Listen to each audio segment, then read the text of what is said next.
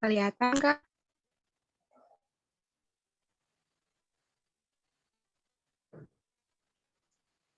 Halo, kelihatan? Sudah kelihatan putih. Oke.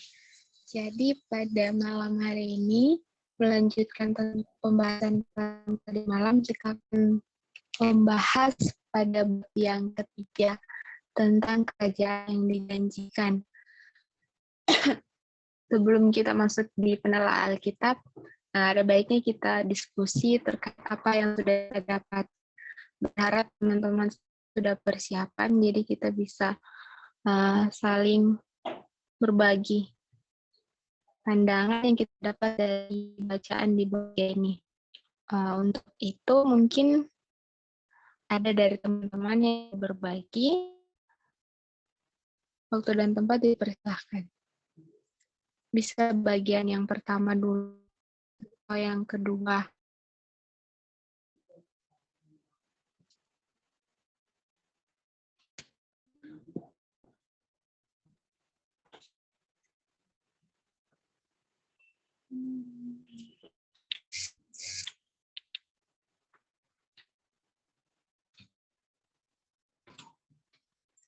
Ada yang ingin berbagi?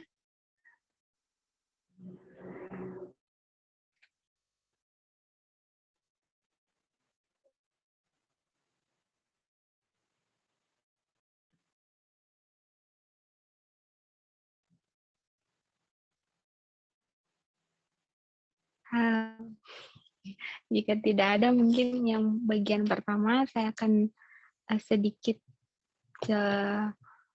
mereview apa yang sudah saya dapat. Jadi pada yang pertama ini dibuka oleh satu bagian Alkitab. Teman-teman mungkin bisa baca di sini tentang rencana kekal Allah. Jadi isi bagian yang pertama ini dikatakan bahwa Allah itu sendiri sejak penciptaan atau bahkan sebelum mereka atau ciptaan itu ada, itu Allah telah memutuskan karya keselamatan begitu.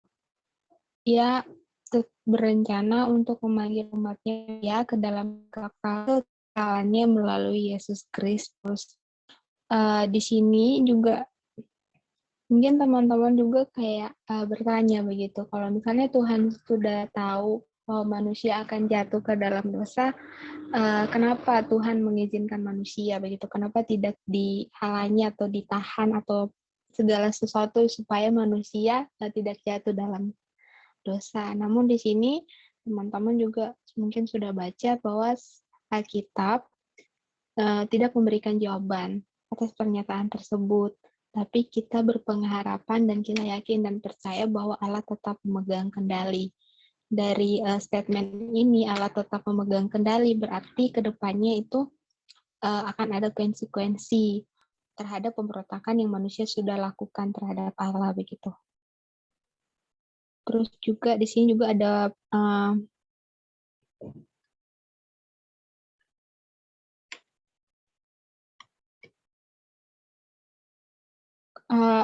ada kayak perbandingan ya, 2 anak laki-laki. Terus di sini juga jadi garis bawahi ya untuk saya sendiri bahwa karya keselamatan yang sudah Allah rencanakan itu adalah salah satu bagian untuk menghormati, memuliakan namanya. Di sini dikatakan bahwa mungkin kalau kita pandang dari pandangan manusia bahwa kita bisa beranggapan bahwa Allah adalah Allah egois begitu, yang kayak mementingkan dirinya sendiri untuk dipuji dan dimuliakan, tapi tidak seperti itu, teman-teman. Artian dimuliakan di sini bukan dalam artian ego, tapi Tuhan Allah mau kita itu kembali ke tempat seharusnya. Ia ingin memulihkan segala sesuatu, di mana kita hidup di dalam ketaatan firman-Nya dengan Allah sebagai pusat segala sesuatu. Toh kita juga adalah makhluk ciptaannya, berarti kita harus memuji dan memuliakan namanya. Allah tahu ketika kita jatuh dalam pemberontakan, ketika kita jatuh dalam dosa, berarti kita akan hidup dalam penderitaan.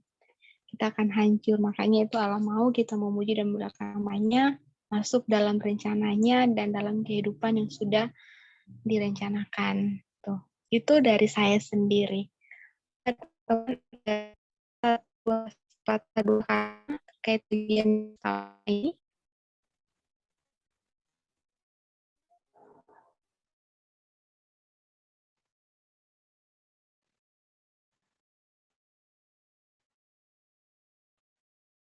Ada yang ingin tambahkan?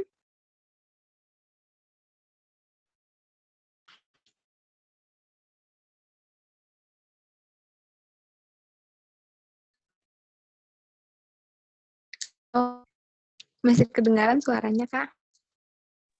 Masih Masih, Butet. masih. Oke, ada yang ingin menambahkan? Dari Boleh saya, Butet? Kak, dipersilahkan. Oke, terima kasih ya atas kesempatannya. Kalau saya kurang lebih sama sih seperti yang Butet dapatkan waktu baca materi ini. Kayak pertama awalnya saya baca kayak iya ya kenapa ya Tuhan kok biarkan, maksudnya ya yang saya pikir pertama awalnya saya pikir Tuhan itu nggak tahu responnya manusia itu mau taat atau tidak, dia kayak kasih pilihan begitu, terus manusia itu memilih dia mau taat sama Tuhan atau tidak begitu. Tapi ternyata pas baca buku ini dia katakan bahwa Tuhan tuh so tahu dari sebelum dunia dijadikan, dia sudah tahu kalau manusia itu akan jatuh dalam dosa dan dia telah merencanakan untuk Yesus Kristus sendiri yang datang ke dunia untuk menyelamatkan manusia begitu. Tapi ada juga yang di bagian situ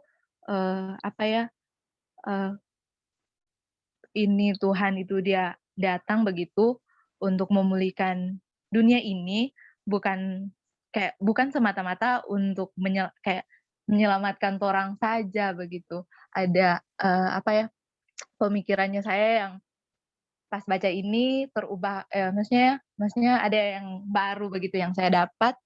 Oh ternyata yang maksudnya bukan semata-mata cuma untuk menyelamatkan orang begitu, tetapi itu untuk kemuliaan namanya. Kayak sekilas saya baca juga kayak, ih kenapa begitu ya, kayak egois begitu. Tapi saya membayangkan kayak macam torang, kayak manusia ketika dia menciptakan sesuatu, misalkan ini kayak menciptakan misalkan alat musik begitu, itu alat musik digunakan atau kayak televisi untuk menghibur begitu. Tapi Tuhan menciptakan manusia itu lebih istimewa lagi, bukan cuma sekedar menghibur begitu. Tapi ketika dia rusak begitu, Tuhan mau memulihkan baik lagi dan menjadi sesuai dengan harapan kayak awalnya Tuhan itu bagaimana. Dari keinginan Tuhan memperbaiki, memulihkan dunia ini, di situ juga hasilnya torang bisa diselamatkan begitu. Jadi kayak iya Tuhan ini sangat dari tindakan yang Tuhan ambil itu sangat menguntungkan buat orang begitu. Itu sih yang saya dapatkan. Terima kasih. Terima kasih, Kak. Oke. Teman-teman yang lain masih ada mungkin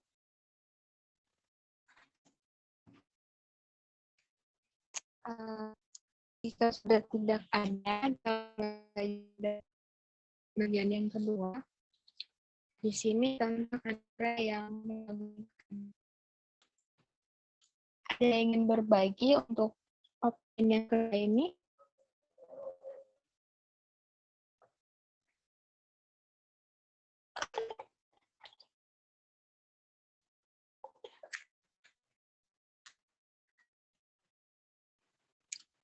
Kalau tidak ada saya yang di luar. Nah, jadi mungkin teman-teman juga sudah tahu kalau misalnya di bab-bab sebelumnya atau di kejadian pasal awal itu kedua itu seakan mengisyaratkan tentang sebuah tema tentang dosa dan penghakiman gitu. Namun ternyata di sini kalau kita melihat lebih baik lagi, bersyukur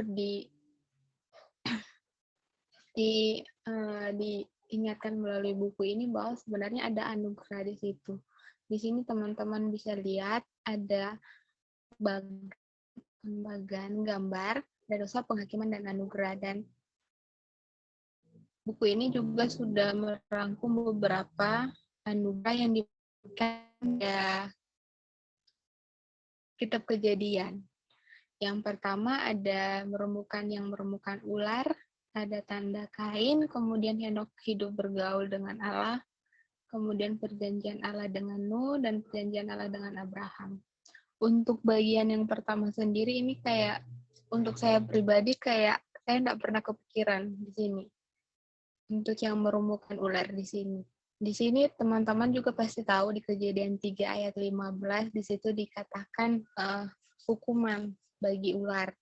Aku akan mengadakan permusuhan antara engkau dan perempuan ini, antara keturunanmu dan keturunannya. Keturunannya akan merumbukan kepalamu dan engkau akan merumbukan tumitnya. Ternyata ini adalah sebuah petunjuk yang Allah kasih untuk masa yang akan datang. Lalu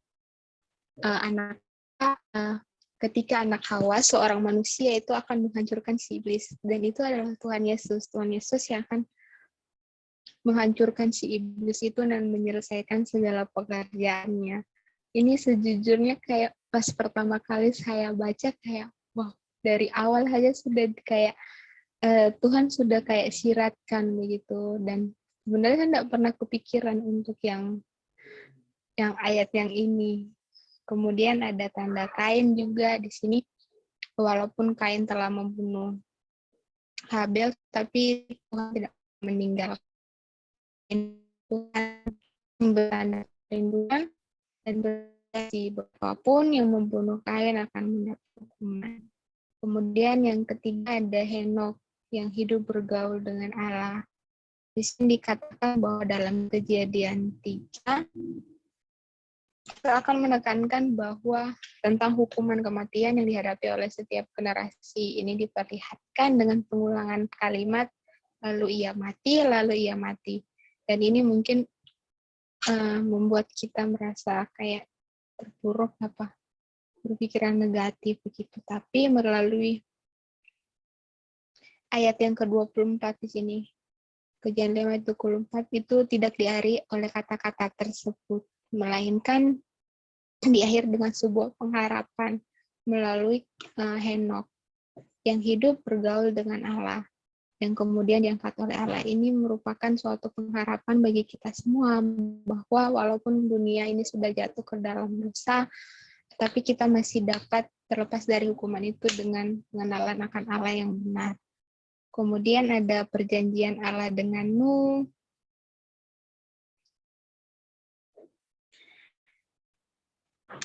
Yang mungkin juga teman-teman sudah tahu cerita tentang Nabi Nuh ini, yang walaupun dunia sudah terus berlanjut, tapi Allah tetap berkomitmen pada dunia ciptaannya. Allah itu belum selesai dengan dunia ini, dan ia bertekad untuk memenuhi rencana tentang kehidupan kekalnya. Dan kisah tentang air bah ini, di sini kan adalah permulaan yang baru, atau permulaan yang penuh kerah. Dan di sini juga perjanjian kesepakatan yang mengikat bahwa berjanji kepada Nuh bahwa ia akan menyelamatkan keluarganya.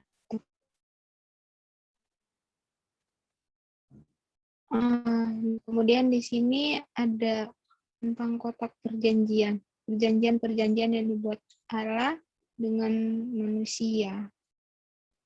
Ada perjanjian dengan Nuh, perjanjian dengan Abraham, perjanjian yang baru. Ya, itu mungkin beberapa sedikit dari saya.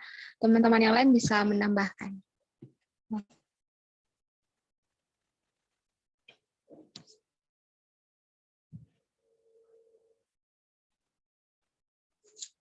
Teman-teman yang ingin menambahkan terkait poin yang kedua ini?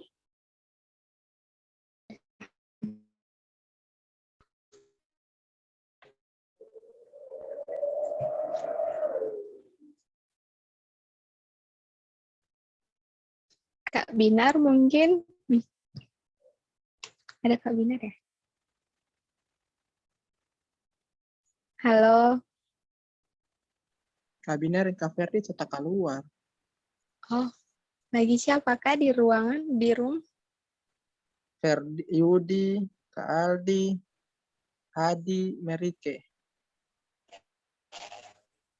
Dari Kak Yudi mungkin ada ungkapan-ungkapan 1-2 kata.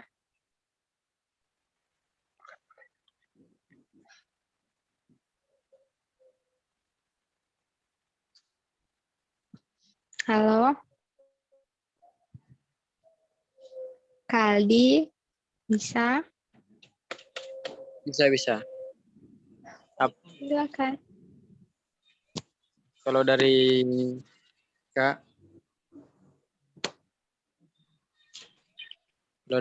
mungkin yang Kak dapatkan habis baca ini, tapi pertanyaan soal apa namanya? Kenapa Allah membiarkan kita dari awal? Maksudnya kenapa harus nanti pas jatuh, kenapa tidak dari awal dan maksudnya akhirnya seperti yang Kak duga sih memang dari motivasinya untuk memuliakan namanya kan. Memang sih kalau menurut Kak dan juga yang tertulis di sini memang apa namanya? Terdengar egois sih, cuma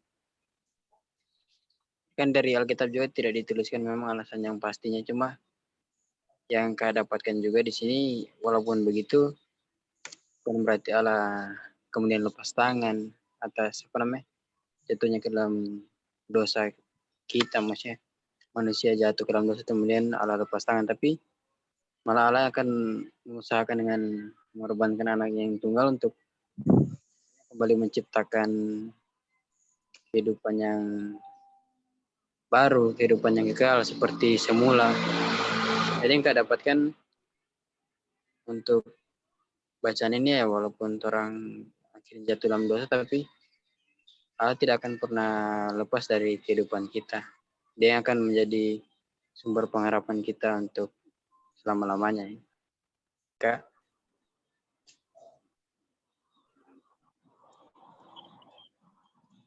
kasih. Terima kasih Kak. Dari teman-teman yang lain masih ada? Dari Hadi mungkin Ya, ada yang ingin disampaikan? oh iya. Nah, sedikit saya mau menyampaikan begitu, mungkin membagikan yang saya dapat bahwa tentang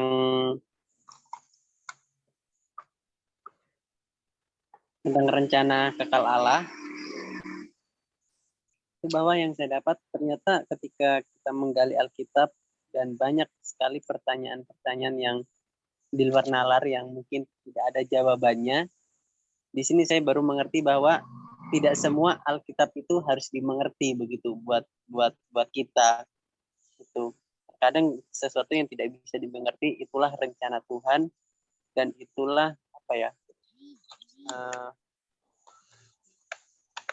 rencana Tuhan yang mungkin hanya Tuhan saja yang perlu tahu, yang tidak ingin, yang tidak apa ya, yang tidak bisa atau yang tidak boleh kita ketahui begitu. Mungkin itu hal yang baru sih yang buat saya yang saya dapatkan di materi saat ini. Itu yang bisa saya bagikan. Terima kasih. Ya, terima kasih tadi. Kita langsung lanjut.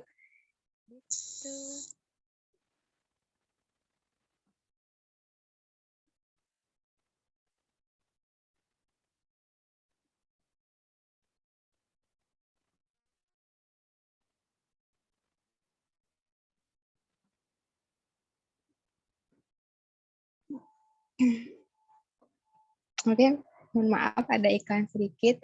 Jadi sebelum kita masuk lebih lanjut, mungkin teman-teman perlu ingat kata perjanjian. Jadi topik penting yang akan dibahas di bab ini adalah tentang perjanjian. Perjanjian itu sendiri mengacu pada sebuah komitmen yang agung, dan ini juga sudah banyak diperkatakan di dalam Alkitab. Teman-teman bisa lihat di sini di Perjanjian Lama dikatakan ada 285 kali, dan di Perjanjian Baru 33 kali. Kemudian di bawahnya juga ada beberapa contoh perjanjian yang sudah Allah lakukan dengan manusia. Nah,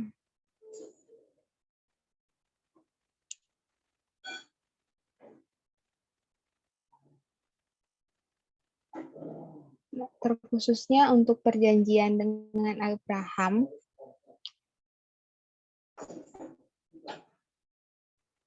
setelah kejatuhan manusia ke dalam dosa, di sini dikatakan ada 3 topik atau 3 unsur utama: dosa, penghakiman, dan anugerah. Di sini juga dikatakan bahwa terlepas dari semua yang tadi sudah kita diskusikan tentang anugerah yang masih Tuhan sediakan bagi manusia setelah kejatuhan dalam dosa, ada pengecualian untuk kasus Menara Babel.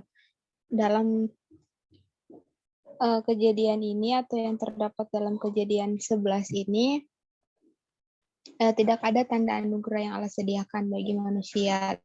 Tapi kita manusia harus menunggu sampai ke pasal berikutnya, dan disediakan melalui dinyatakan melalui Abraham, dan berjanji bahwa akan membalikan akibat hukumannya dan membawa kembali orang untuk kemudian diberkati.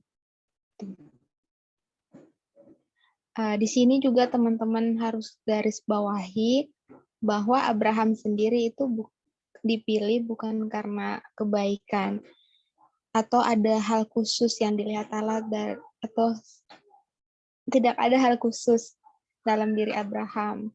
Bukan dipilih karena kebaikannya, tetapi hanya oleh anugerah Allah semata. Hanya oleh anugerah Allah semata. Ini teman-teman bisa ingat. Kemudian ada 3 unsur. Yang pertama, janji yang akan diterima oleh Abraham. Yang pertama, umat. Di sini Allah menjanjikan bahwa keturunan Abraham akan menjadi bangsa yang besar dan akan menjadi umat kepunyaan milik Allah sendiri.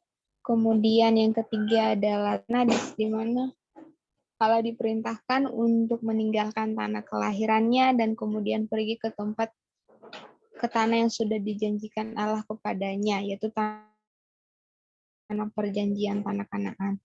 Kemudian ada berkat, mana berkata bahwa keturunan Abraham akan diberkati dan melalui mereka seluruh bangsa di bumi akan mendapat berkat. Di sini juga ada pengetahuan bahwa perjanjian agung ini diberikan dengan satu tanda: setiap anak laki-laki Israel harus disunat. Karena dengan demikian mereka membawa sebuah tanda yang menunjukkan adanya hubungan khusus antara Allah dan umatnya. Kemudian ada perjanjian Abraham adalah janji akan kerajaan Allah. Umat Allah di tempat kediaman Allah dan di bawah pemerintahan Allah, yang karenanya akan menikmati berkatnya. Untuk seorang manusia, apalagi mungkin Abraham juga, mungkin kita lihat dengan manusia sulit untuk mempercayai bahwa itu semua akan terjadi, tapi ia percaya pada Tuhan dan mengimani akan hal tersebut. Di sini juga dikatakan, lalu percaya Abraham kepada Tuhan, maka Tuhan memperhitungkan hal itu kepadanya sebagai kebenaran. Di sini kembali ditegaskan bahwa Abraham diterima oleh Allah bukan berdasarkan kebaikannya sendiri, tetapi oleh iman kepada janji-janji Allah. Dan ini menjadi suatu pengharapan kebenaran dan jalan keselamatan bagi kita manusia berdosa. Karena sebenarnya pada hakikatnya kita tidak mempunyai atau tidak bisa layak gitu. Kita tidak akan pernah bisa layak untuk mendapatkan tempat dalam keluarga Allah. Satu-satunya pengharapan kita adalah percaya kepada Injil. Ini juga berlaku bagi kita semua dan berlaku juga bagi Abraham. Yang akan dibahas di bab bab selanjutnya. Di sini juga ada tabel yang lebih detail lagi, mungkin lebih simpel lagi tentang kerajaan yang telah dijanjikan. Nah, kita sampai di penelaan Alkitab. Sebelum itu mungkin dari tadi yang saya sampaikan ada tambahan lagi dari kakak sekalian. Masih diberikan kesempatan.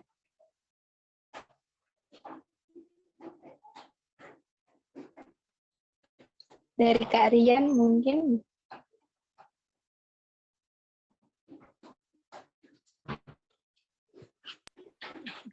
Aku kayaknya cukup dulu ya. Nanti baru tambahan. Oke, siap. Ya. Dari teman-teman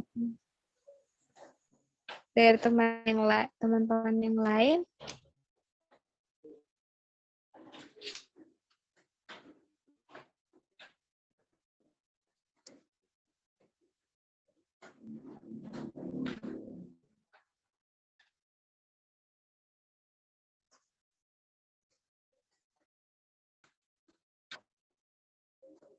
Amerika mungkin. Pas. Kak Yudi.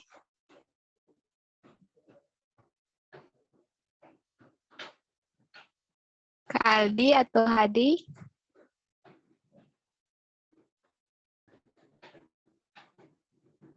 Oke, sepertinya pas. Untuk lanjut pada penelaan Sepertinya Alkitab. pas. Sedang memanggil. Oke, kita langsung lanjut di penelaan. Di sini ada bahan bacaan. Pertama kita akan baca pada Kejadian 17 ayat yang pertama sampai ke 8. Minta kesediaan Hadi untuk dapat membacakannya. Ya, bagaimana? Bisa bacakan ayat yang untuk penelaan Alkitab di Kejadian 17 ayat pertama sampai ke 8.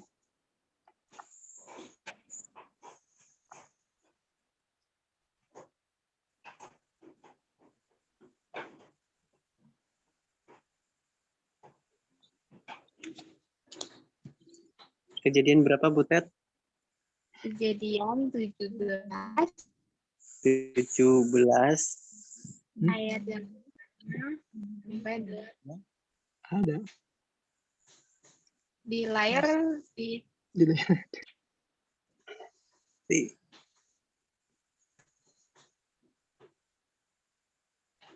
ayat pertama sampai 8. 8. Saya pakai Alkitab sendiri. Ya. Iya, Kejadian 17 ayat 1 sampai 8. Lembaga Alkitab Indonesia memberi judul Sunat sebagai tanda perjanjian Allah dengan Abraham.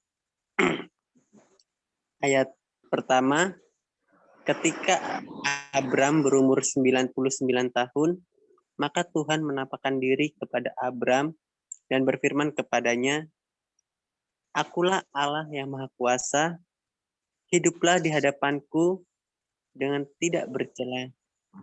Aku akan mengadakan perjanjian antara aku dan engkau, dan aku akan membuat engkau sangat banyak. Lalu sujudlah Abram dan Allah berfirman kepadanya, dari pihakku, inilah perjanjianku dengan engkau.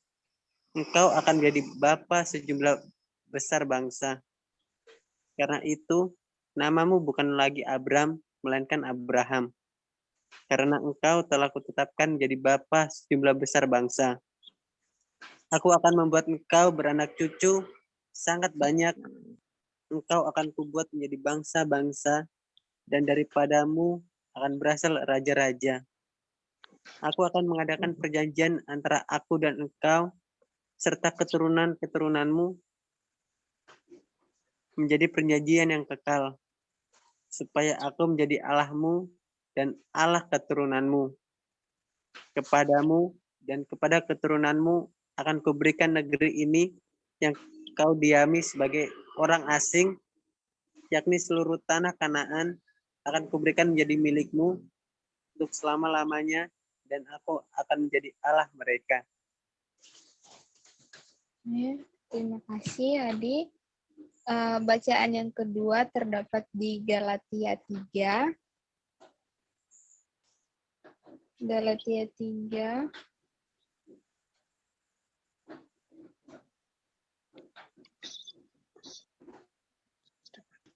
Yang ke-6 sampai 14.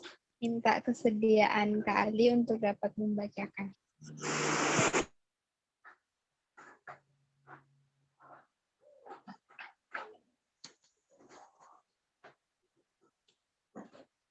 Halo, minta ya. kesediaan. Galatia berapa tadi? Galatia 3. Ya, Galatia 3 ayat ke-6. Yang di layar ini Ya, sampai berapa? ke-16.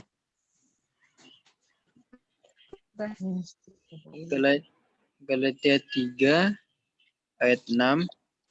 Sampai Cara itu jugalah Abraham percaya kepada Allah. Maka Allah memperhitungkan hal itu kepadanya sebagai kebenaran.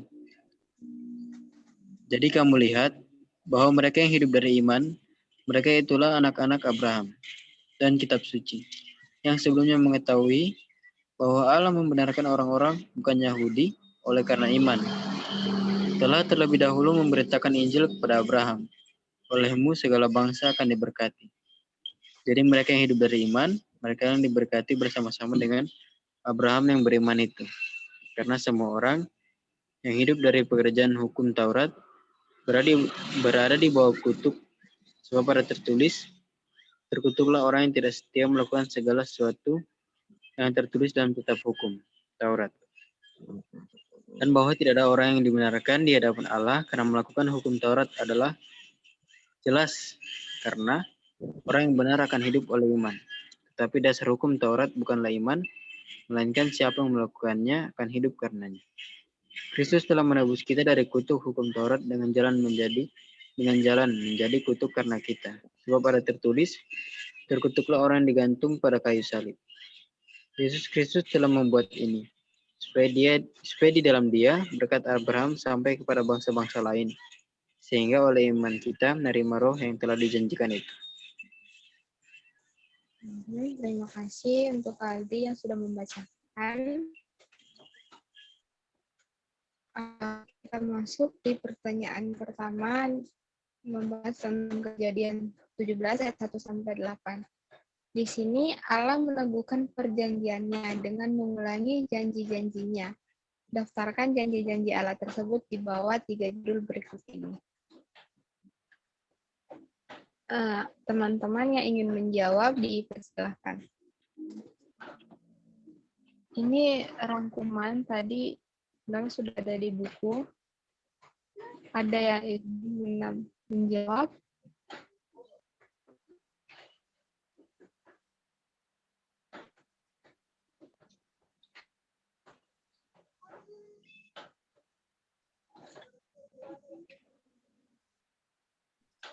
Boleh saya, Butet? Silahkan Kak Melike. Oke. Di sini kan pertanyaannya yang pertama, mengapa orang percaya itu disebut sebagai keturunan mana ya? Dikatakan sebagai anak-anak Abraham. Di sini yang di pembacaan di Galatia itu jelas dia bilang yang di ayat 7. Jadi kamu lihat bahwa mereka yang hidup dari iman, mereka itulah anak-anak Abraham. Jadi firman Tuhan juga sudah katakan bahwa setiap orang yang percaya kepada Kristus, begitu mengimani Kristus, dia itu termasuk keturunan Abraham. Jadi umat Allah atau orang-orang percaya adalah keturunan Abraham. Gitu. Terima kasih Kak Melike. Dari teman-teman yang lain.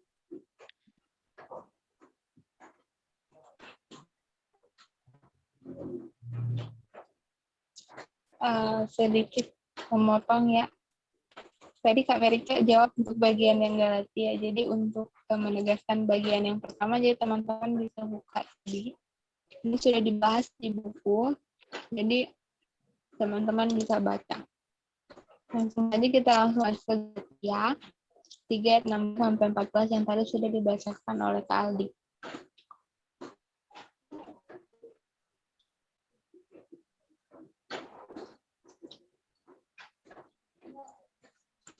Adakah yang ingin menjawab?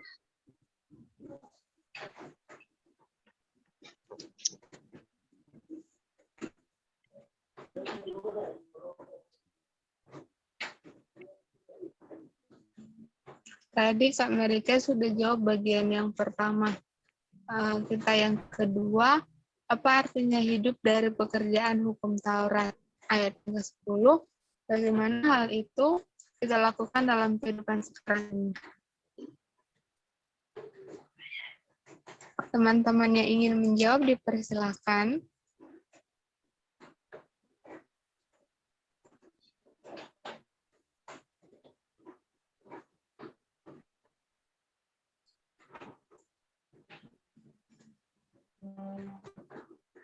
Kak Yudi mungkin bisa.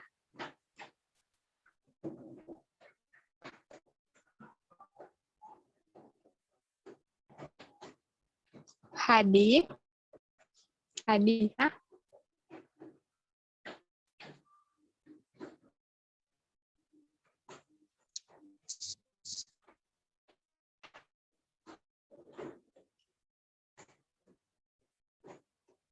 Kak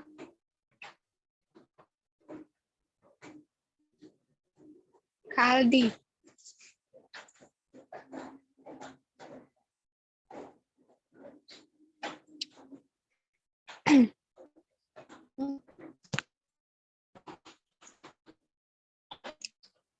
Halo, masih kedengaran saya? Masih, Mas. kedengaran.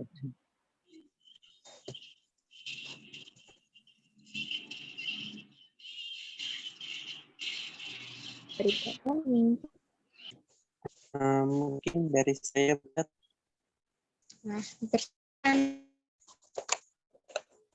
Nah, jelas. Halo? lumayan jelas. Jelas merasa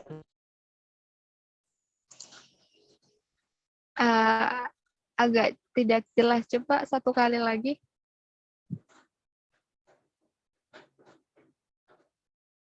Halo, Hadi.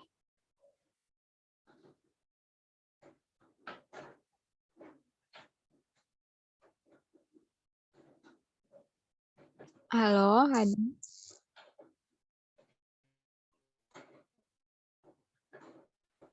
Jaringannya kurang bagus. Tak keluar.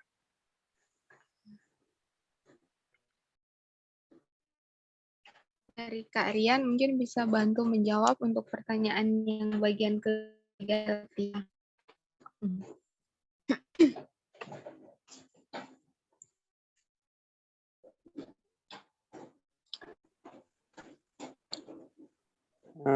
saya buat Ya, ya, Hadi. maaf tadi ada keluar-keluar. Ini sampai di mana? Untuk pertanyaan ketiga, Halo? ya, halo. Di pertanyaan ketiga, apa artinya hidup dari pekerjaan hukum Taurat? Kedua dengan ketiga. Tahu satu-satu. Ketiga. Halo? Halo, yang ketiga, Adi. 2 atau 3? 3. Hah? 3. Ketiga.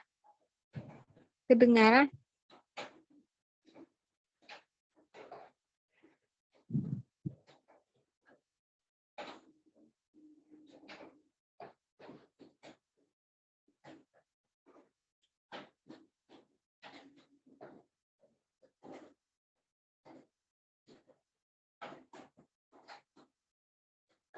Halo, Adi.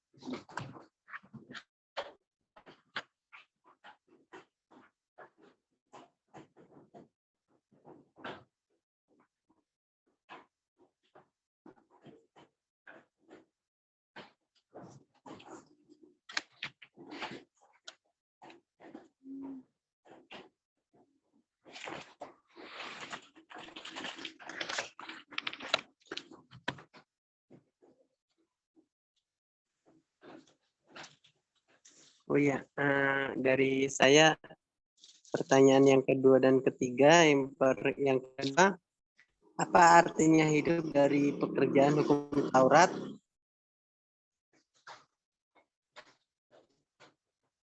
Iya.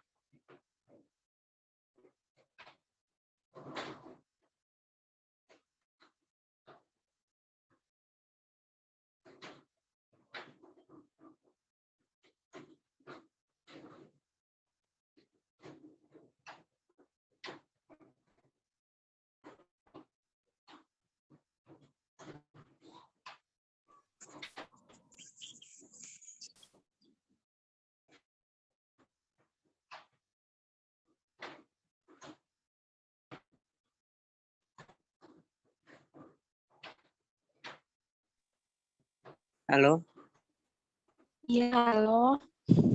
maaf, ada keluar saya punya. Iya, iya. Sekarang sudah jelas. Oh iya, ini saya, pertanyaan kedua, apa artinya hidup dari pekerjaan hukum Taurat? Menurut saya pribadi mungkin yang kita ketahui itu hukum Taurat yaitu hukum yang mengatur begitu tentang umat ketika masanya Musa begitu. Jadi mungkin dari jangan menyembah Tuhan Allahmu, kasihlah sama manusia, jangan mencuri, jangan membunuh segala macam. Jadi kita hidup di bawah hukum Taurat begitu. Kita harus mentaati hukum Taurat Allah begitu, hukum yang Allah berikan kepada kita begitu, aturan yang dipakai begitu. Terus bagaimana hal itu kita lakukan dalam kehidupan sekarang ini? Mungkin dari saya pribadi yaitu mungkin hukum Taurat itu sudah diperjelas mungkin atau sudah disingkat oleh Tuhan, dimudahkan begitu untuk memahami, yaitu tentang hukum kasih begitu. Yang pertama kasih terhadap Allah, dan yang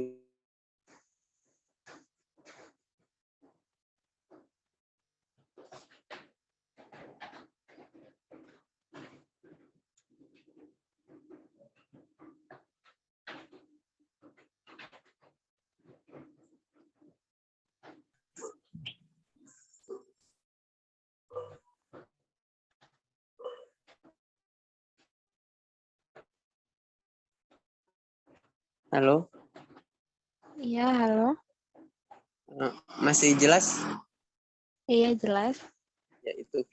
Jadi bagaimana hal itu kita lakukan dalam kehidupan sekarang, itu yang kita ketahui itu yang tadi yang saya bilang tentang hukum kasih begitu, kasih terhadap Allah dan terhadap manusia begitu. Jadi ketika kita melakukan itu, kedua hukum itu tentang hukum kasih terhadap Allah dan manusia, maka secara tidak langsung kita juga telah melakukan hukum Taurat begitu. Terus yang pertanyaan ketiga, mengapa hal tersebut sia-sia? Itu yang masih sia-sia ini dalam artian tidak ada keselamatan dari Allah. Pak Fardi.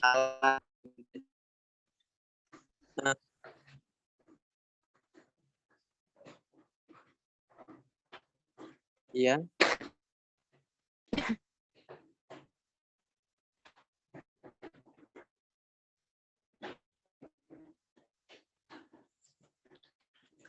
Iya, halo. Masih dengar suara saya? Sekarang jelas. Ya? Iya, jelas. Ya, itu. yang yang ketiga, mengapa hal tersebut sia-sia? Mungkin yang saya tangkap di sini itu tentang keselamatan begitu, atau kerajaan Allah, penebusan begitu, soal penebusan. Jadi mungkin dalam kitab apa begitu, saya lupa terdapat di mana, cuma ada kalimat begitu yang mengatakan bahwa kesalehan seseorang kalau tidak salah begitu ibarat kain kotor. Ya mungkin Kak Rian mungkin tahu begitu. Jadi ketika kita berbuat baik sebanyak mungkin kita berbuat baik, tapi tetap saja lebih banyak dosa kita begitu. Jadi hal itu, kebaikan atau hukum Taurat yang kita lakukan itu akan lebih banyak dosa kita yang kita langgar begitu. Jadi itu sama saja sia-sia begitu.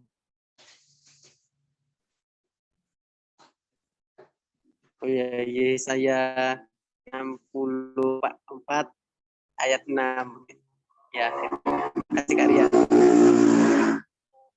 Terus bagaimana kita dapat menerima berkat-berkat Allah dan bukannya kutuk penghakiman, itu yang dari saya begitu, yaitu karena kasih Allah begitu kepada umatnya begitu. Itu sih dalam Yohanes 3 ayat 16 itu dikatakan, karena begitu besar kasih Allah akan dunia ini dan sehingga ia mengaruniakan anak yang tunggal, dan seterusnya. Di situ menjelaskan bahwa karena kasih Allah begitu sehingga Yesus atau Allah itu sendiri begitu, sebagai Allah itu sendiri datang ke dunia dan untuk menebus manusia begitu, agar supaya yang seharusnya manusia menerima penghukuman atas kesalahan, atas dosa-dosa yang dilakukan manusia, karena Allah mengasihi kita, jadi dia menanggung semuanya itu begitu. Mungkin itu dari saya.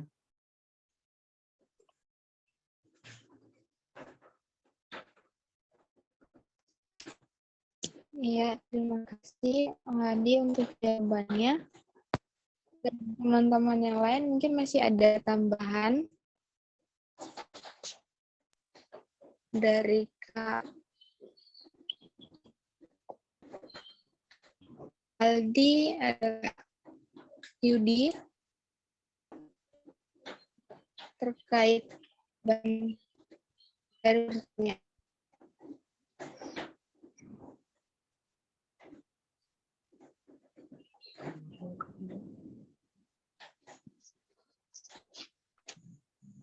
Butet, boleh saya?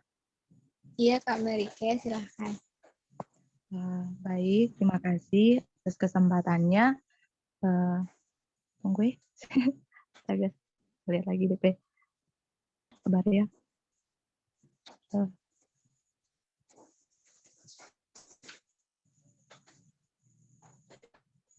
Pertanyaannya yang kedua, itu apa arti hidup dari pekerjaan hukum Taurat?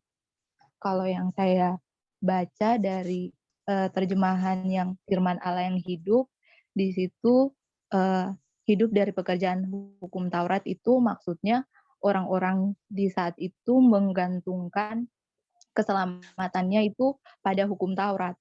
Jadi kayak seperti yang Rasul Paulus yang di sini di Galatia ini, Rasul Paulus itu menegaskan bahwa bukan dengan melakukan hukum Taurat orang-orang itu bisa diselamatkan, karena ketika melihat hukum Taurat di situ tuh kayak boleh saya bacakan DP terjemahan dari firman Allah yang hidup ini? Iya, Kak, boleh.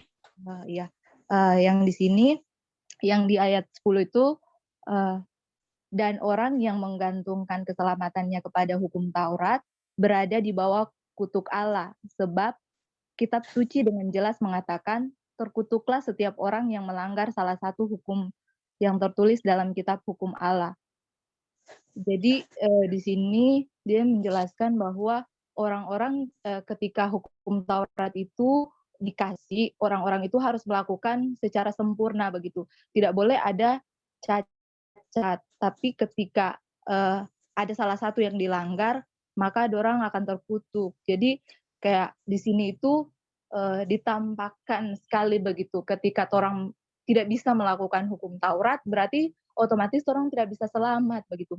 Tapi di sini kayak ditegaskan lagi bahwa bukan itu yang menyelamatkan orang, bukan perbuatan baik, bukan dengan melakukan hukum Taurat orang bisa diselamatkan, tapi dengan percaya kepada Yesus Kristus begitu. Jadi menjawab yang pertanyaan selanjutnya, bagaimana hal itu kita lakukan dengan dalam kehidupan sekarang ini begitu. Jadi kan sekarang puji Tuhan orang mengenal kayak Injil begitu. Jadi ketika orang percaya kepada Kristus, itu yang menyelamatkan orang, bukan dengan perbuatan baiknya orang begitu. Orang kayak terus berusaha untuk kayak sempurna begitu. Sementara maksudnya itu orang manusia tidak bisa melakukan sesempurna itu, pasti ada jatuh bangun begitu. Tetapi dengan anugerah Tuhan, orang bisa selamat. Gitu dari saya. Terima kasih. Iya, terima kasih Kak Merica untuk jawabannya. Dari teman-teman yang lain mungkin masih ada tanggapan. Kak, mungkin kedengaran suaranya Kak? Iya Kak, kedengar. Oke. Nanti kasih tahu ya kalau tidak kedengaran. Hadi dapat dengar jelas? Yud, Agak putus-putus sama saya, Kak. Yudi, kedengaran? Kalau Aldi mungkin dengar. Kedengaran Kak, kedengaran. Oh, oke. Saya hanya menambahkan apa sih sudah jelas sih yang disampaikan macam itu apa Butet, apalagi tadi Hadi, apalagi Merike begitu ya. Hanya menegaskan kembali saja gitu. Nanti teman-teman yang lihat rangkum saja sendiri ya. Karena ada pertanyaan 2 sampai dan seterusnya. Apa arti hidup dari pekerjaan hukum Taurat? Pertama-tama Kak bilang begini. Hukum Taurat itu benar, hukum Taurat itu baik, tidak salah begitu ya. Jangan pernah menyalahkan hukum Taurat karena itu hukum yang Tuhan berikan itu tetap orang kerjakan sampai saat ini. Cuma ditegaskan kembali tadi mereka sudah katakan bahwa hukum Taurat yang diberikan oleh Tuhan kalau menjadi ukuran untuk diselamatkan maka memang tidak ada satu orang pun yang selamat begitu. Karena memang tuntutan Tuhan itu sempurna. Satu bagian saja hukum Taurat dilanggar, itu sama artinya ya pendapat kutuk, begini tidak kematian begitu. Tapi kalau Kak melihatnya semua bagian itu merupakan pelanggaran bagian hukum yang pertama begitu. Jangan ada Allah lain di hadapanku. Ketika dosa yang lain dilakukan, berarti ada Allah lain yang orang ikuti begitu. Sebenarnya dosa pertama hukum Taurat pertama dilanggar, ya semua terlanggar itu nanti. Begitu. Ketika orang mencuri misalnya begitu, sebenarnya ada Allah lain yang orang layani begitu. Dia sudah melanggar hukum yang lain juga. Itu yang kamu bilang bahwa tidak ada yang sempurna. Tidak ada yang sempurna melakukan semua yang menjadi tuntutan hukum Taurat begitu. Jadi kalau dijadikan ukuran untuk keselamatan hukum Taurat, hidup dari pekerjaan hal-hal yang baik, apa yang Tuhan perintahkan, itu ya satupun tidak ada begitu yang baik, yang diselamatkan.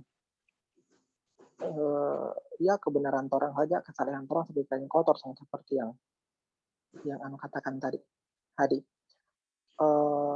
Dengan demikian, kalau orang bergantung akan keselamatan kita pada hukum Taurat, hidup kesalehan kita, kebaikan kita, maka itu hal yang mustahil untuk mendapatkan keselamatan.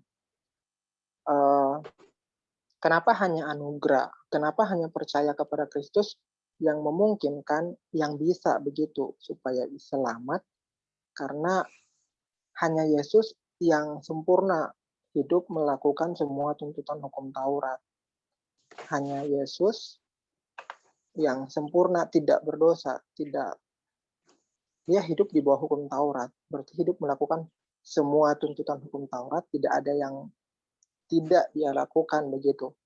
Semua dia hidupi. Jadi itulah kenapa ketika orang percaya kepada Yesus, kebenaran yang Yesus sendiri punya, kebenaran yang dari Yesus itu menjadi bagiannya orang juga begitu. Jadi yang dilihat adalah kebenaran Kristus ketika orang bersatu dengan Kristus begitu. Jadi orang dibenarkan karena Kristus, kebenaran Kristus begitu, kesalehan Kristus yang sempurna begitu.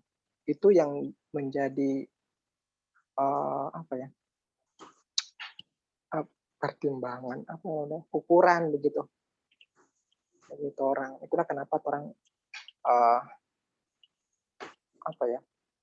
bisa selamat hanya dengan percaya, karena kebenaran Kristus itu yang diperhitungkan menjadi kebenaran kita juga. Jadi orang tetap melakukan hukum Taurat, hidup baik begitu, tapi itu bukan untuk mendapatkan keselamatan, karena itu sia-sia saja begitu. Tapi mereka orang tetap melakukan hukum Taurat sebagai bukti orang, yaitu hal yang Tuhan kehendaki untuk orang kerjakan, tapi bukan ukurannya untuk selamat, karena keselamatan sudah diterima ketika orang bersatu dengan Kristus, percaya dengan Kristus. Dan dengan demikian, orang menjadi orang-orang yang keturunan Abraham yang menjadi ahli waris begitu. Berkat-berkat yang Tuhan sudah janjikan melalui Abraham dari awal begitu. Itu berkat keselamatan sih yang paling utama melalui keturunannya, yaitu Kristus. Itu sih.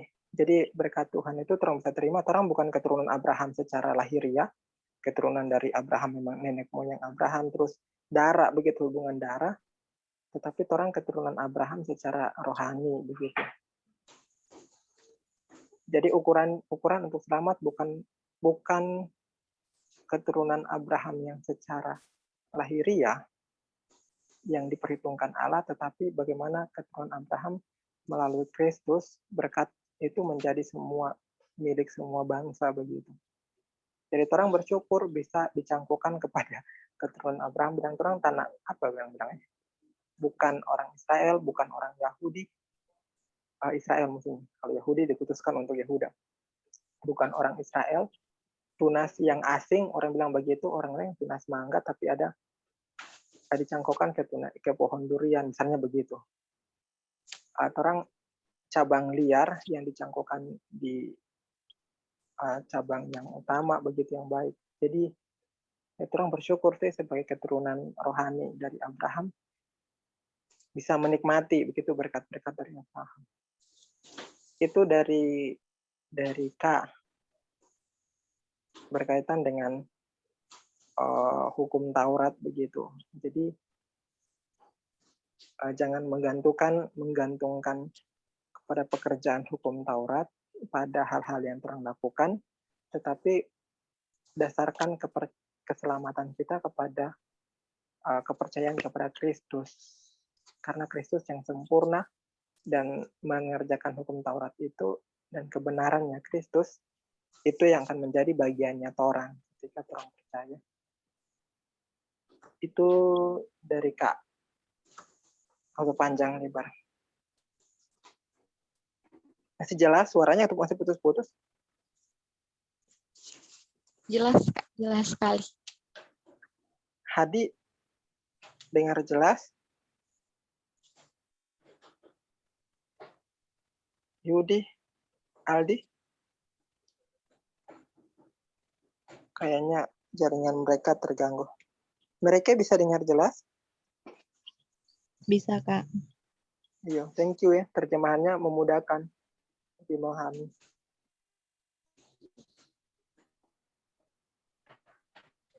Iya. Yuk, Terima kasih cuma Kak ya itu. yang sudah menambahkan dan memperjelas untuk pertanyaan yang kedua, yang ketiga, dan yang ketiga. Kita langsung ke pertanyaan yang terakhir. Bagaimana Anda menjelaskan kebenaran dalam perikop ini kepada orang yang bukan Kristen?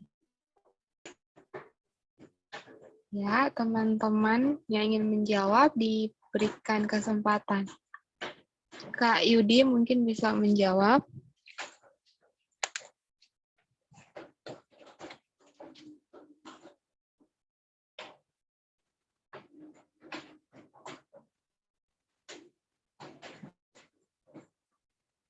Kak Yudi atau Kak Ferdi Rontos.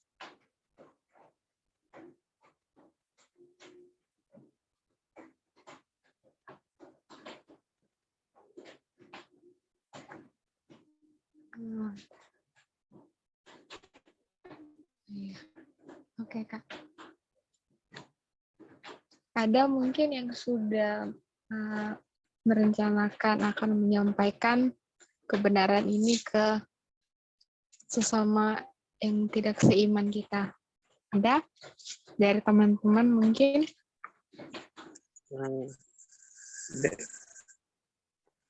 Saya Butet. Boleh, dipersilakan Hadi. Oh ya, sebelumnya maaf kalau nanti suara saya putus-putus. Saya sedikit bercerita begitu. Pernah waktu saya masuk di asrama Istana Putra Bidik Misi, di asrama Bidik Misi itu ada satu non Kristen begitu yang mungkin saya bilang dia penasaran gitu tentang agama Kristen, dia banyak tanya-tanya tentang saya begitu. Itu mungkin itu ada kesempatan untuk memberitakan gitu Injil tadi, dan mungkin saya menyampaikan yang seperti yang lebih yang saya tahu gitu selatan itu gitu.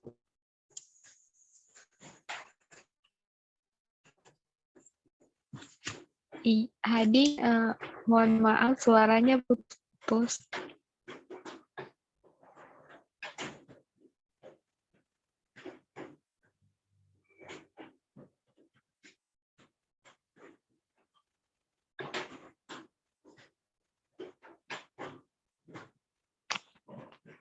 Halo Hadi.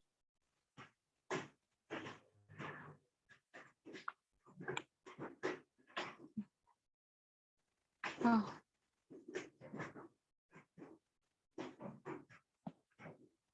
Halo Hadi.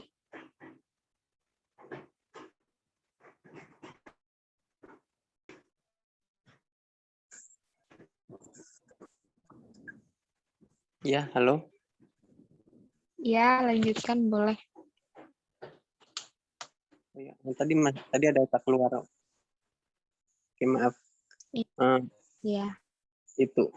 Saya menjelaskan ke dia bahwa mungkin di ajaran kalian begitu mungkin keselamatan begitu atau masuk cara untuk kita bisa masuk ke surga, menerima keselamatan itu yaitu dengan cara mengumpulkan banyak pahala begitu.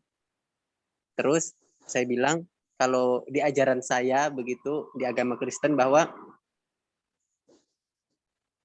orang itu keselamatan itu dikasih begitu. Orang itu sudah terima dari kematian itu Yesus Kristus atau Isa Al-Masih begitu. Soalnya seberusaha apapun orang begitu kalau di ajaran saya begitu saya jelaskan ke dia kalau di ajaran saya seberapa keras pun kita orang melakukan kebaikan begitu atau mengumpulkan pahala itu akan tetap akan lebih banyak dosa kita begitu. Jadi kalau dibuat begitu tidak ada yang akan masuk ke surga begitu. Jadi di ajaran saya dijelaskan atau apa ya? Ya dijelaskan bahwa keselamatan itu Yesus Kristus itu Allah itu sendiri yang kasih ke orang begitu.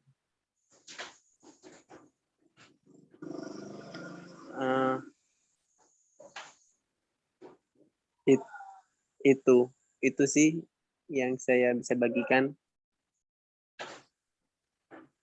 Iya, terima kasih Adi untuk sharingnya. Dari teman-teman yang lain yang masih ada di room, ada Kak Merike dengan Kak Yudi. Mungkin ada strategi khusus pertanyaan yang terakhir ini. Kalau tidak ada, saya ingin menjawab. Kalau untuk jelaskan kebenaran ini pada orang yang bukan Kristen, kalau untuk saya tadi, sebenarnya orang sebelah itu mereka juga cukup penasaran tentang ajaran dari ajaran kita, dan itu saya sering dapati kepada teman-teman kuliah saya begitu. Mereka sering tanya ini gitu, dan itu menjadi kesempatan saya karena mereka juga yang buka peluang buat kita berbagi begitu tentang bagaimana kita memandang keselamatan gitu. Seperti yang tadi kayak sudah dijelaskan. Jadi kalau untuk saya sendiri, yang pertama itu dijelaskan dengan cara yang baik, jangan terlalu memaksakan begitu. Kayak penjelasan yang Kak Rian tadi sudah bilang, kayak rasanya itu pas untuk disampaikan ke mereka begitu. Tapi untuk yang pertama juga kalau boleh kenalin dulu dengan orangnya begitu. Jangan kayak langsung tiba-tiba datang orang asing terus kita kayak langsung berkhotbah gitu. Ya setidaknya dengan teman terdekat. Jadi mereka juga kayak bisa menerima begitu perbedaan. Dan kiranya Tuhan bukakan hati mereka. Kalau untuk saya sih begitu. Dengan bahasa yang bisa mereka pahami itu. Bahasa jangan terlalu alkitabiah, tapi bahasa yang mungkin bisa mendekati juga dengan mereka. Kalau untuk saya sih begitu. Dari teman-teman yang lain, Kak Merike. Oke, terima kasih ya kesempatannya. Kalau saya sih kurang lebih sama ya seperti yang Hadi dan juga Ted sudah sampaikan begitu. Pas baca bagian ini, pertanyaan ini sih jujur ya, kayak sangat sulit begitu bisa masuk dengan, maksudnya memulai percakapan dengan orang lain begitu. Dan kayak saya suka di zona nyamannya saya begitu. Kalau misalkan berbagi, sebenarnya saya punya keinginan berbagi begitu. Tapi kayak ketika saya ada di situasi dengan teman-teman begitu, kayak apa ya, saya merasa, aduh saya takut sekali dorang ini nanti mau salah paham begitu. Tapi kayak ada hal yang macam saya pikir-pikir dari, maksudnya pas ini ketika saya mau berbagi, orang yang saya akan bagikan ini, yang saya harus doakan dulu. Kayak macam saya kayak target siapa ini yang saya mau bagikan. Kayaknya harus didoakan dulu. Terus kayak walaupun DP ending begitu, dorang tidak percaya begitu. Yang penting saya sudah membagikan dan kayak tetap mendoakan dia begitu. Mungkin bukan saya begitu orang yang apa maksudnya, yang kayak ketika saya sampaikan dorang bisa percaya. Mungkin ada orang lain lagi yang Tuhan pakai begitu ketika disampaikan Injil lagi terus dia bisa ini. Tapi setidaknya saya sudah memulai begitu. Karena saya punya pengalaman begitu. Waktu itu sempat sih cerita sama teman yang beda agama, tapi waktu itu saya tidak doakan. Saya tidak mulai dengan doa begitu. Terus kayak apa ya, awalnya dari motivasi maksudnya suka membagikan Injil. Pas dia seorang ngobrol begitu, kayak ini apa yang melonceng begitu. Saya sudah kayak jadi berdebat dengan dia begitu. Dan itu DP ending kayak saya sudah sakit hati, sama-sama enak begitu. Tapi kayak di situ saya maksudnya ada pelajaran begitu. Kayak ketika orang memulai sesuatu yang baik begitu, mulai dengan ini Tuhan begitu, doakan begitu, dan serahkan semuanya, maksudnya DP ending bagaimana serahkan sama Tuhan, karena yang merubah hatinya orang itu Tuhan, bukan torang begitu. Jadi kayak itu yang kayak mengingatkan saya lagi ketika mau berbagi, awalnya itu harus, kalau misalkan yang saya mau lakukan begitu, saya doakan dulu. Terus ketika saya ketemu orang itu, saya kayak tanyakan begitu, kalau maksudnya kalau dari kalian gimana caranya bisa memperoleh keselamatan begitu. Kita maksudnya bisa sharing begitu. Kalau misalkan dia mau sharing begitu, terus setelah selesai dia bilang begitu, apa yang kayak menjadi syarat atau begitu supaya bisa mendapatkan keselamatan. Terus saya kayak tanya ke dia, boleh saya sharing apa yang saya ini percayai begitu ke kamu. Kalau misalkan dia mau, berarti saya sharing. Kalau misalkan di ajarannya saya itu tidak ada manusia yang bisa memperoleh keselamatan dengan berbuat baik, karena dalam satu hari saja kalau misalkan mau dibandingkan perbuatan baik dengan perbuatan buruknya orang atau dosanya orang, itu lebih banyak kayak dosanya orang. Jadi kayak mustahil kalau misalkan orang diperhadapkan dengan kayak orang di tengah-tengah, terus perbuatan baik dan perbuatan jahat. Jadi kalau yang banyak jahat berarti masuk ke neraka begitu. Kayak mustahil orang bisa masuk ke surga karena orang perbuatan jahat itu terlalu banyak begitu. Tapi hanya anugerah Tuhan dengan orang percaya kepada Yesus yang telah menebus segala dosanya orang di kayu salib, orang itu bisa selamat begitu. Dan kalau misalkan dia tidak mau, maksudnya saya sharing begitu, gak apa-apa, saya tinggal doakan dia semoga Tuhan bisa kayak menemukan orang lain begitu, atau bagaimana supaya dia bisa juga kayak mengetahui Injil itu dan percaya. Oke, terima kasih. Terima kasih Kak Erike. Dari teman-teman yang lain masih ingin menambahkan? Kita masih punya waktu 3 menit. Aku mungkin terakhir ya. Oke. Ya, karena memang ini orang-orang juga so kurang jaringan. Saya bersyukur kalau teman-teman bisa bertahan sampai saat ini. Ferdi Rontos lagi berjuang terus untuk masuk room. Ini perjuangan yang tidak mudah ya. Emang susah sih kalau berjuang, kalau bukan karena Kristus. Surabaya. Terima kasih teman-teman yang sharing bagaimana bergumul dengan orang-orang luar. Aku sih cuma berpikir sama sih seperti mereka yang pemikiran yang terakhir bilang kayak tugas orang hanya membagikan, ini kan hal yang baik, kabar baik, ya orang bagikan saja. Kita orang mau menanggapi seperti apa, mau percaya atau tidak, itu bukan untuk nanti bukan untuk berdebat begitu nantinya. Itu memang kewenangannya Tuhan. Jadi ya harapan orang bisa percaya begitu. Tapi kalau tidak percaya dan juga kecewa begitu, semua kan Tuhan yang atur begitu, bukan orang. Aku pikir itu sih untuk tetap kuat, untuk tetap bercerita sama orang, santai aja, tidak usah terpengaruh dengan responnya orang setelah itu mau percaya atau tidak. Itu bagaimana orang menanggapinya dengan baik saja gitu. Kalau orang tak percaya ya bersyukur, yang tidak ya tetap mendoakan. Itu sih kalau tentang, saya kembali mengingatkan dari awal bahwa kerajaan yang akan binasa itu Allah tidak membiarkan begitu penghukuman itu membinasakan, tetapi anugerahnya itu menolong begitu.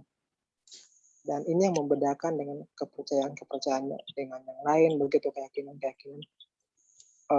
Banyak kepercayaan begitu. Semuanya mengajarkan hal yang baik. Tidak satupun kepercayaan yang mengajarkan hal yang buruk. Semuanya mengajarkan hal yang baik gitu. Tetapi kekristenan itu unik. Satu-satunya kekristenan yang unik yang tidak akan sama dengan yang lain. Yang membedakan hanya satu, itu anugerah. Tidak ada yang kalian temukan di tempat yang lain. Keyakinan yang lain, yang di situ ada anugerah. Pasti kebanyakan agak usaha dan usaha. Usaha diri sendiri gitu untuk bisa selamat. Hanya kekristenan satu-satunya yang mengajarkan anugerah itu. Yang orang belajar bahwa tadi saya belajar tentang anugerah. Abraham, saya coba searching. Nanti kasih keluar saja ini, Butet. Oh iya, Kak. Iya. Saya cuma ingatkan kembali lagi bahwa Abraham pun dipilih karena anugerah sama seperti tadi. Oh, saya mulai dari sini. Ini kurang melihat betapa sayangnya Tuhan sih sama orang.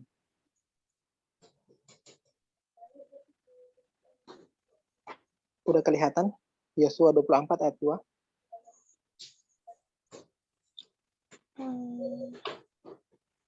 Sudah ada di layar? Oke. Kelihatan, Kak. Merike? Sudah kelihatan, Kak. Ya. Iya, Kak. Ayat 2, Yosua 24 ayat 2 bilang begini. Berkatalah Yosua kepada seluruh bangsa itu. Beginilah firman Tuhan Allah Israel. Ini pidato terakhir ini. Dahulu kala di seberang sungai Efrat, disitulah dia nenek moyangmu, yakni Tera, ayah Abraham dan ayah Nahor. Abraham yang dipilih. Dan mereka beribadah kepada Allah lain. Mereka beribadah kepada Allah lain, ilah lain. Berarti mereka ada orang yang tidak percaya begitu. Saat Abraham dipilih Allah untuk dipanggil Allah untuk menjadi nanti menjadikan dia bangsa yang besar, keturunan Abraham. Itu bukan Abraham so baik begitu percaya kepada Allah, tapi pada saat dia berdosa menyembah Allah yang lain, tetapi Allah yang memanggil begitu. Ini bukti anugerah Tuhan. Yang sama di buku tadi saya jelaskan sih sebenarnya. Ini bukti anugerah Tuhan bahwa Allah merencanakan pembebasan, pengampunan, penebusan setiap orang, memanggil orang untuk diselamatkan, itu pun hanya anugerah semata begitu. Baru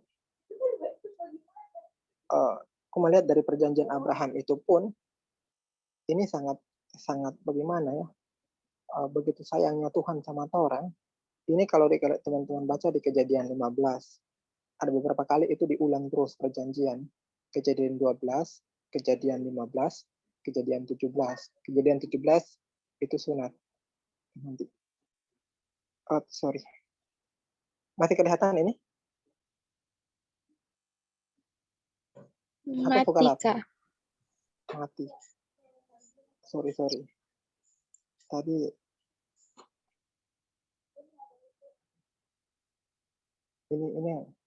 ini gambar yang terakhir saya tunjukkan.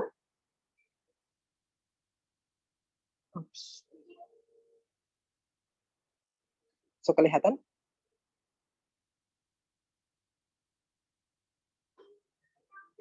Halo? Kelihatan gambar, Kak. Iya, Kak. Oke. Iya, ini Kejadian 15 ya. Ini perjanjian ulang diulangi. Kejadian 15 kalau teman-teman baca nanti. Ini perjanjian Abraham dengan Allah. Yang ini tanda perjanjian kalau zaman dahulu kan ada hewan. Nanti itu ada sapi, itu dibagi dua. Aduh, mati lagi. Sorry. Pengaturan layarku. Itu suka kelihatan? Sudah, Kak. Sudah. Oke. Ini tanda perjanjian. Kalau dahulu orang berjanji, orang akan lewat di tengah-tengah potongan itu. Kalau hewan dibagi dua dari kepala sampai kaki, gitu belakang. Nanti di sebelah-sebelah begitu, di tengah digali parit. Supaya nanti perjanjian orang akan lewat di situ. Yang berjanji antara dua orang itu, misalnya saya berjanji dengan mereka. Ini trompet tanda perjanjian. Mereka dengan aku akan lewat di tengah-tengah di darah itu, di darah-darah itu. Dan itu menandakan bahwa kalau nanti kami melanggar perjanjian antara kedua belah pihak, misalnya saya dan mereka, kalau misalnya kalian melanggar, maka nasibnya sama seperti hewan ini, itu kematian. Gitu. Tetapi kalau teman-teman perhatikan di Kejadian 15, nanti kalau mau baca Kejadian 15, itu Abraham tak tidur dan Tuhan akan lewat lewat ini membakar ini apa ya? Tuhan seperti api yang lewat di kedua belah pihak apa ini? Hewan-hewan ini karena perjanjian dan membakar semua ini. Jadi setelah Abraham bangun itu sudah bakar. Itu tandanya bahwa Allah sudah melakukan perjanjian dan yang lewat di situ hanya Allah. Jadi dengan demikian kalau ada kesalahan, ada pelanggaran terhadap perjanjian antara Allah dengan Abraham, maka yang menanggung hukuman itu hanya Allah sendiri gitu. Karena Allah sendiri yang lewat di situ. Itulah kenapa ketika walaupun orang Abraham salah dan orang pun begitu keturunan manusia zaman sekarang, kenapa Allah mau bertanggung jawab, bertindak, mau menebus, hukuman itu dia yang tanggung melalui pengorbanan Kristus gitu. Ya dari ini pun sudah tergambar begitu bahwa Allah yang karena kasihnya yang besar begitu ya. Karena dia tahu orang pasti akan lalai, akan ya pasti kematian begitu. Tetapi Allah sendiri sih yang berjanji, Allah sendiri yang memegang janjinya, dia akan tepati begitu. Allah tidak pernah ingkar janji begitu. Sehingga kesalahan orang pun Allah yang turut menanggung begitu. Aku pada saat dibukakan hal ini, mengingat, karena sayangnya Allah sama orang, anugerahnya itu sama orang yang berdosa, tapi Allah yang menanggung begitu dari pengorbanan Kristus di atas kayu salib. Jadi hal ini memperlihatkan bahwa anugerah demi anugerah dari Tuhan itu gimana ya? Dari sejak kejadian Allah sudah menunjukkan hal itu begitu. Nanti Kristus akan secara jelas gitu. Gambaran itu yang membuat dari dulu bahkan di pembacaan tadi sejak sebelum dunia dijadikan Allah sudah memilih orang untuk menyelamatkan orang gitu melalui Kristus. Itu sangat menghibur kayak gitu di dalam ketidakmampuan orang untuk menyelamatkan diri. Allah punya kasih yang besar begitu. Rela mati sih. Orang yang seharusnya buat kesalahan tapi Allah yang tanggung.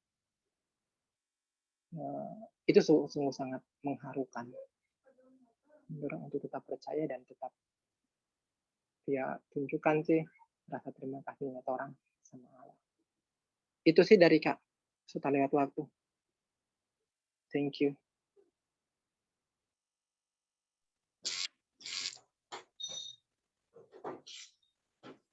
Bentar, Kak.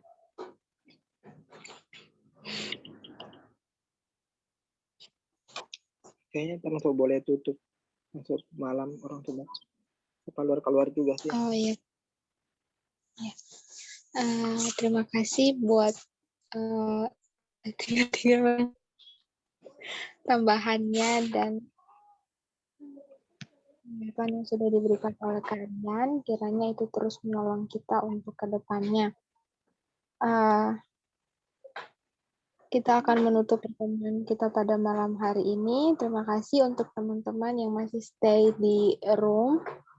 Dan untuk teman-teman yang belum sempat ikut, mungkin nanti akan ada rekamannya. Nanti bisa ditonton kembali. Dan untuk doa penutup, minta kesediaan Kak Rian untuk dapat membawakan doa.